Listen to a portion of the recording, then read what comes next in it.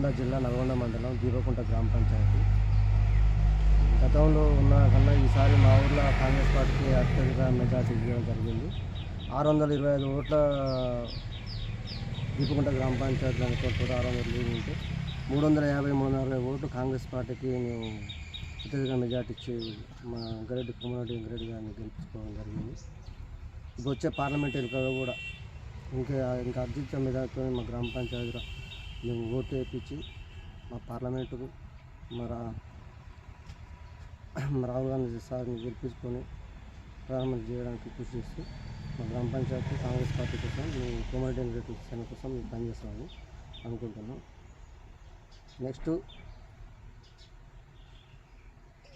మా గ్రామ పంచాయతీలో సర్పంచ్ వచ్చిన ఎవరికైనా సరే అధిష్టానాలు వచ్చిన అందరికీ మా గ్రామ పంచాయతీలో కాంగ్రెస్ జెండా విజయకేతన కోరుకుంటూ.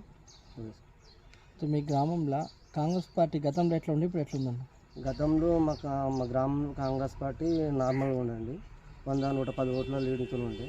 ఈసారి మేము కానీ మాకు సోదరులు విజేతలు అందరం కలిసి మా గ్రామంలో కాంగ్రెస్ పార్టీకి లీడ్ చేయడం జరిగింది. గత బీఆర్ఎస్ ప్రభుత్వ పాలనలో మీ గ్రామం ఎటువంటి అభివృద్ధి చెందింది? మా బీఆర్ఎస్ ప్రభుత్వం పాలనలో మా గ్రామం ఎలాంటి అభివృద్ధి లేదండి. ఇండ్లన్నీ కానీ ఇక రోడ్లని కానీ కట్టిన విషయంలో కానీ ఉద్యోగాలు కానీ అలాంటి అభివృద్ధి జరగలేదు. కాంగ్రెస్ ప్రభుత్వంలోనైతే ఇందిరమ్మ ఇల్లు కానీ ఉద్యోగ సమస్య కానీ ఆరోగ్య కానీ 10 లక్షల బీమా కానీ అన్ని అవసరాన్ని కోరుతున్నాం.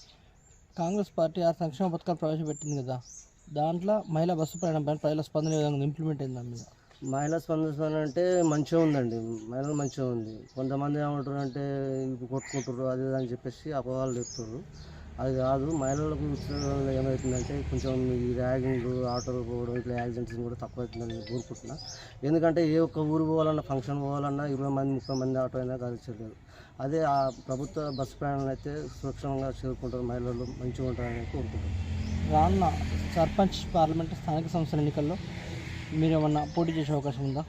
గ్రామ పంచాయతీ స్థానిక సంస్థ ఎన్నికల్లో మా అధిష్టానం మినిస్టర్ కోమరెడ్డి వెంకరెడ్డి గారు మీ పార్టీలో 20 సంవత్సరాల క్రితం పనిచేస్తున్నాం, ఏకంగా ఉన్నాం కాబట్టి బీసీ అయితే మాత్రం మాకు అధిష్టానం మాకు ఇస్తే మాత్రం చేయడానికి మీకు.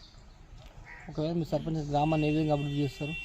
మా ఊరు సర్పంచ్ అయితే మాత్రం నేను మా ఊళ్ళో కావాల్సిందంటే ఫస్ట్ ఆఫ్ ఆల్ నిధులు, నియామకాలు, రోడ్లు, సీసీ రోడ్లు పరిరక్షణ చేసుకుంటూ నా గ్రామ పంచాయతీని బిల్డింగ్ చేసుకుంటూ మంచిగా కాపాడు.